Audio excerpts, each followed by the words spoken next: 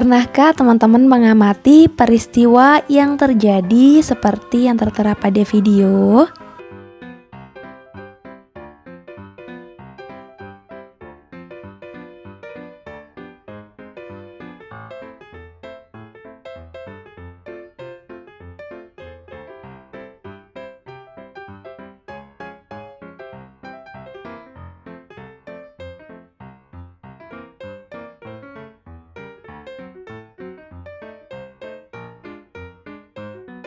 Begitupun dengan video yang kedua ini. Oke deh, dari kedua video yang ditampilkan tadi, kira-kira proses apakah itu?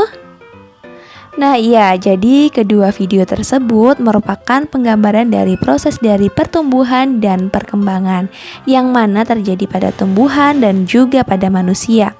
Oke, baik Ibu buka dulu. Assalamualaikum warahmatullahi wabarakatuh. Bagaimana kabarnya anak-anak Ibu?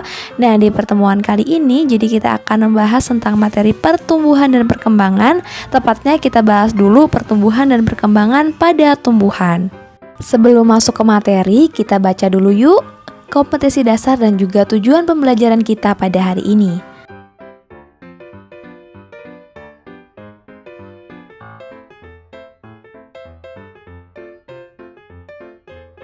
Nah baik, yang pertama kita bahas dulu tentang pertumbuhan. Kalau mengamati dari video tadi, apa sih pengertian dari pertumbuhan?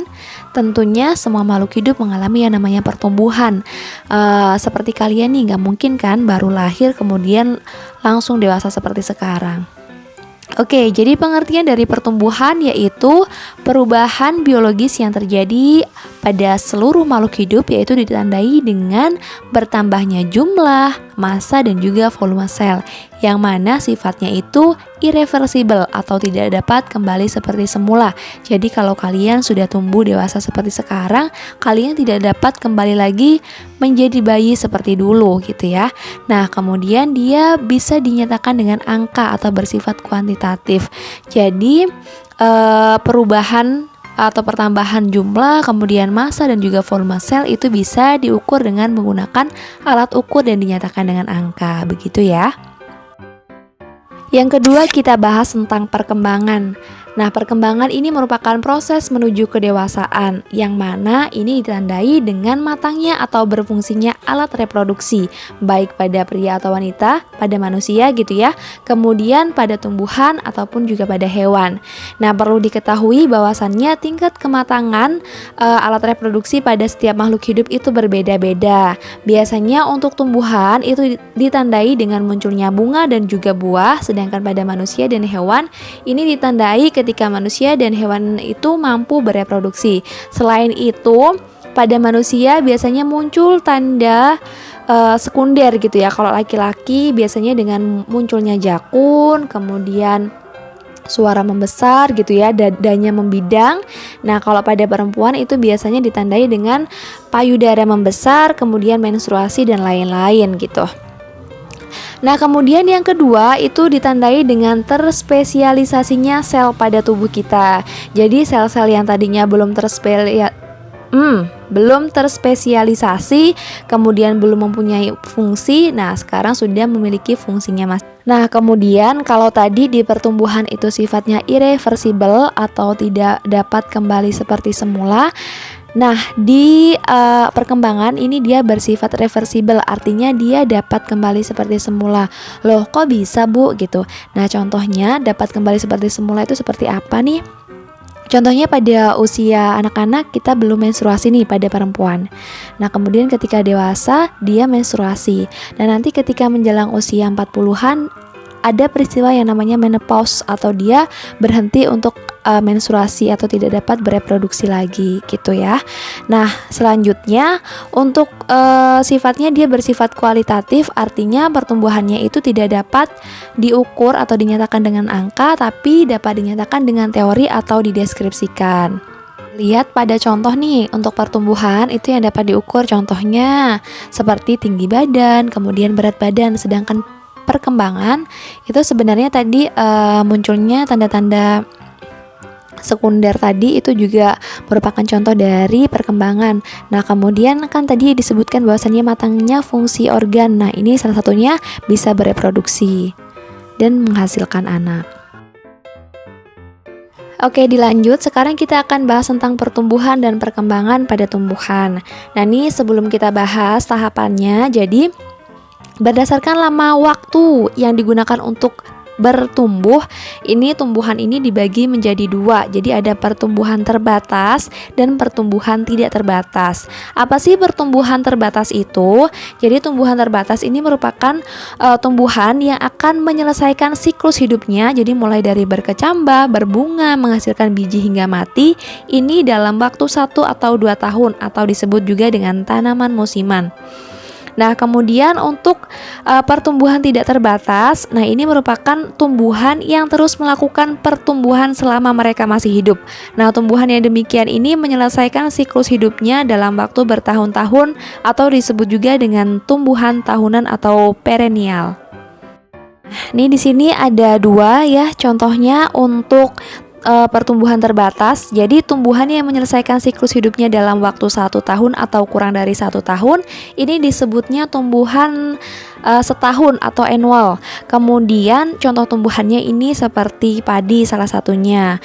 Kemudian ada juga tumbuhan yang menyelesaikan siklus hidupnya dalam waktu 2 tahun disebut juga dengan tumbuhan biennial. Nah, ini contohnya ada wortel dan juga buah bit.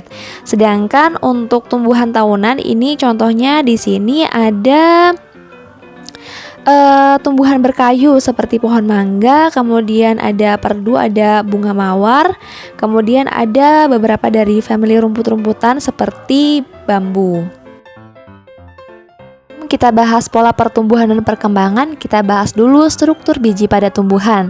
Seperti yang sudah pernah dibahas bahwasannya biji itu dibedakan menjadi dua, ada tumbuhan berbiji dikotil dan juga monokotil. Dikotil itu yang berbiji 2, berkeping 2, monokotil yang berkeping 1.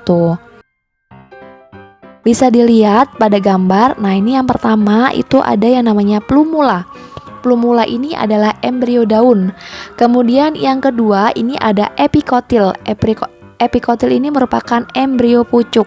Kemudian ada hipokotil atau embrio batang atau embrio bagian dasar bagian bawah gitu ya. Yang keempat ini ada radikula atau disebut sebagai embrio akar. Kemudian yang kelima itu ada kulit biji. Yang keenam itu ada endosperma atau cadangan makanan. Dan yang terakhir itu ada kotiledon atau keping biji.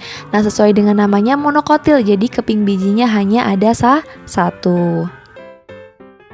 Oke, selanjutnya ada struktur biji dikotil. Nah, ini yang pertama nih ada kotiledon atau keping bijinya ya. Nah, untuk tanaman dikotil umumnya cadangan makanannya terdapat di kotiledonnya. Yang kedua ada radikula atau calon akar. Yang ketiga ada endosperma. Endosperma ini kan tempat penyimpanan cadangan makanan, tapi umumnya dia disimpannya di kotiledon. Dia tidak punya endosperma. Kemudian yang keempat ada kulit biji. Yang kelima ini ada plumula atau embrio daun. Kemudian yang keenam ada epikotil atau embrio pucuk. Kemudian ada hipokotil, embrio batang atau bagian dasarnya. Oke, sekarang kita bahas pola pertumbuhan dan perkembangan pada tumbuhan, yang mana pertama ini diawali dengan perkecambahan. Nah, perkecambahan ini diawali dengan berakhirnya masa dormansi biji. Apa sih dormansi biji itu? Dormansi ini merupakan berhentinya pertumbuhan biji karena lingkungan yang tidak sesuai. Misalnya karena suhu lingkungan yang terlalu panas. Nah, si biji ini dapat berdormansi atau inaktif. Oke, kemudian kita ke tahapan imbibisi. Imbibisi ini merupakan proses perkecambahan yang mana diawali dengan masuknya air ke dalam biji melalui kulit biji gitu ya. Nah, dengan masuknya air ke dalam biji ini maka akan berhenti fase dormansi tadi. Nah, ketika air masuk nantinya dia akan mengaktifasi hormon dan juga enzim yang terdapat di dalam biji. Oke, untuk perkecambahan ini sendiri dikenal dengan dua tipe perkecambahan. Jadi ada perkecambahan epigel dan juga hipogel. Nah, untuk epigel ini ditandai dengan munculnya keping biji atau kotiledon ke permukaan tanah. Coba dilihat di gambar. Kotiledonnya ikut keangkat di tanah. Ini biasanya terjadi pada tumbuhan dikotil. Kemudian perkecambahan hipogel itu sendiri ditandai dengan kotiledon tetap berada di bawah permukaan tanah. Nah, perkecambahan hipogel ini terjadi pada tumbuhan monokotil. Oke, baik anak-anak ibu, jadi untuk hari ini ibu cukupkan materinya. Nanti di pertemuan selanjutnya kita akan bahas tentang pertumbuhan primer, kemudian pertumbuhan sekunder, kemudian faktor-faktor yang mempengaruhi pertumbuhan dan perkembangan pada tumbuhan. Semoga materinya bisa dipahami. Ibu akhiri, wassalamualaikum warahmatullahi wabarakatuh.